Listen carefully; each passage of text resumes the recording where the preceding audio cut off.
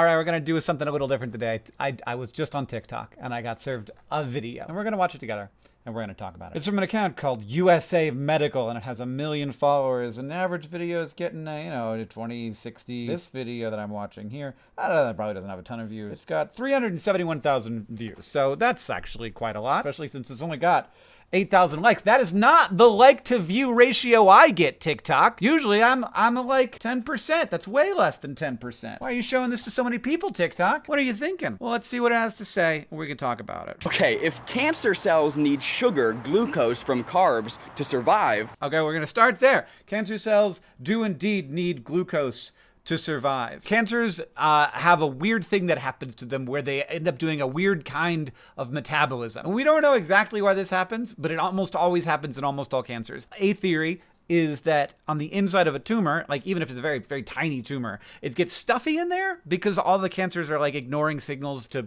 like respect each other's boundaries. So they just like get all clumped up in a tiny little tumor, and on the very inside, it gets really stuffy. There's a bunch of waste products. There's reactive oxygen species that are gonna like tear apart all the cells. It gets really acidic in there. And also there's not a lot of oxygen. And so in order to decrease the amount of reactive oxygen species, decrease the acidity, and also to be able to continue to survive without very much oxygen, they switch to this other kind of metabolism called glycolysis, which is very glucose hungry, very inefficient, but also, side note, produces a bunch of building blocks with which a cancer can build more copies of cells. So it turns out to be good for the cancer in the long run, but the theory is it only switches over to that metabolism because of this like low oxygen environment on the inside of a tumor. So it is true. Cancer absolutely is glucose hungry. That's why we can do PET scans where the PET will light up any area that's super glucose hungry, and you can see areas that are likely to be cancers. What's the next thing he's gonna say? I have a theory. Why isn't every single cancer patient recommended by their doctor to be on a no-carb diet? Even worse. So why isn't every cancer patient recommended to be on a no-carb diet? I mean, it's very difficult to be on a no-carb diet. Blood sugar is the thing that keeps you alive. So of course, all of the time, you need like an amount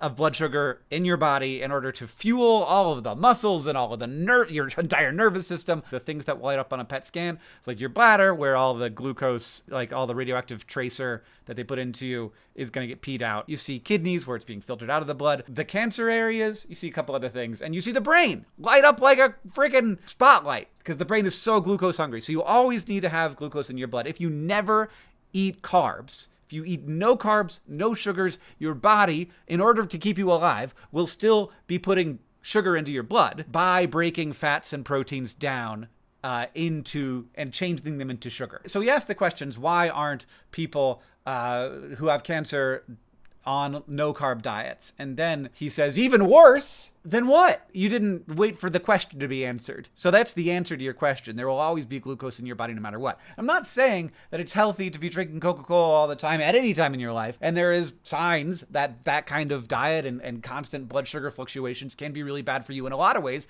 including increasing your risk of cancer. So like absolutely, I should not be going for a boba tea every day. And I do. Some days. In fact, maybe I shouldn't be getting one every week. And I tell you what I am, but I get it with the low sugar, just the 25% sweet. Does that make me a better, is that saving me? Let's just fingers crossed. But then he says, even worse than my question. Even worse than what, sir? But he says, even worse. How come when you Google, does cancer need sugar, it all says yes, but it all lists a laundry list of reasons why cancer can survive anyways, and there's well, that would be the reason is that is the case. So even worse, when you Google this, it says, yeah, cancer does need glucose, but also the thing I just told you. So you don't need to be so freaked out and be on a no-carb diet while you're getting cancer treatment. That's why. The even worse in there is just like, I've pulled the wool over your eyes. I've really figured it out, everybody. I'm a master manipulator. I've asked a question and then Google answered it, and that's terrible. I've told you that it's terrible. That's how you know it's terrible, because I pre-told you it was terrible before I told you the thing. So it's not terrible, it's just that Google is telling you the thing that I just told you, which is good. I'm glad that Google's doing that. No reason to be on a no-carb diet. There is no reason ever to be on a no-carb diet, and I don't even know how one would be on a no-carb diet. How come everybody who is dying of cancer wouldn't be trying everything, You can't try everything, because you can't try everything. You can only try a limited number of things. You can't try an all vegan diet and a no carb diet, for example. Why wouldn't someone who's dying not try everything? Oh man, that fucking pisses me off. I'm sorry, I shouldn't get mad. You have to try a limited number of things. And I think we don't emphasize diet and nutrition enough in cancer care. Absolutely. I think that is mostly to do with long-term health and wellness rather than curing the cancer. Now, there are some situations with some cancers. There's like active research going on in this area right now. If you do fasting before your chemo treatments, it has been seen in mice that can actually make the chemotherapy more effective. It's been seen in people that it can decrease some side effects of chemotherapy, particular, as you might imagine, nausea, because there's nothing in your body. And I think it is extremely important to note that different people have different cancers and are at different stages in cancer treatment, and they should be doing different things based on that. And the people who know where they're at aren't a guy on TikTok. They're the doctors, they're the care team, and they're the individual person with the cancer. I'm fine. And there's so many different things. There's so many things that affect cancer. Cellular metabolism is just one of them. It's like an immune system disease. It's obviously a genetic disease. It's a general health and cellular regulation disease. It's lots of different things. And so many different things are purported to have some effect. And so what you shouldn't try is everything. What you should try is stuff that has been proved to do something. And no carb diets have not been proved to do something. And people have done research. I've tried to figure that out because it does seem like, oh, maybe this would work. But it's so important to recognize that what happens in your stomach is not directly connected to what happens in your blood and what happens in your cancer. There's some connection, but it's just sort of a very simplistic way of thinking. But at the same time, people test it just in case, to see if it works. You can absolutely take good care of yourself, do mild exercise, work hard, try and keep in a good headspace, try and stay healthy, not eat Chick-fil-A every meal. What else does he have to say here? Almost like all of these medical expert websites want them to keep eating carbs and want them to keep fueling their cancer. I mean, I guess if we'd started out there, I would have known not to watch the video.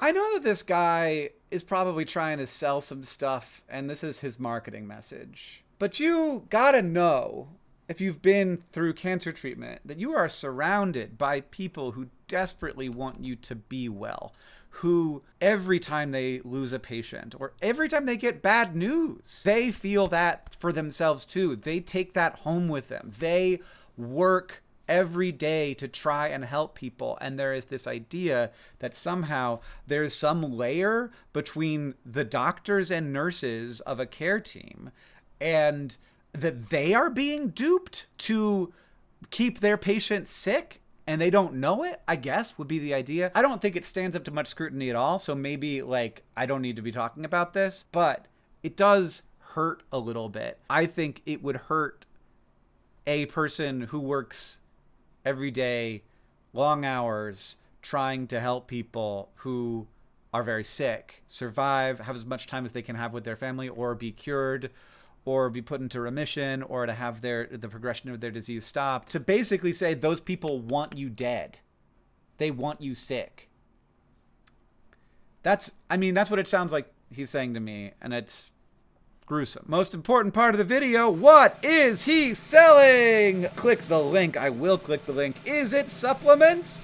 It's supplements! Here's what I will say, though, and I recognize I'm wearing a different shirt now. We could absolutely do a better job of delivering healthcare to people here and in the rest of the world, which is why one of the main goals of the Awesome Socks Club is to donate 100% of its profits to charity to increase access to healthcare for those who have the least. And you could be a part of that. You could be a part of the Maternal Center of Excellence being built in Sierra Leone right now. And also, you can get delightful socks, each designed by a different independent artist, to deliver to your house once a month. You can cancel anytime, and shipping is free. And because you're here right now, you can get a special deal. You can get your first pair of socks for $8 if you go and sign up now using the link in my description. You can also check out the other stuff at Good.Store. We got tea, we got coffee, we got soap. It's actually the best soap. I will never use another soap. And I could have done a regular branding for this video, but I didn't. I didn't do that. I said, no, Rocket Money, you're going to have to go in the next video. Because this video, I need to tell people about these socks. I do like Rocket Money, though. But I also like Good.Store. Sorry. Good.Store. Awesome Socks Club. Make your life a little bit more fun, a little bit more delightful, and also make the world a bit of a better place. That's the end of the video.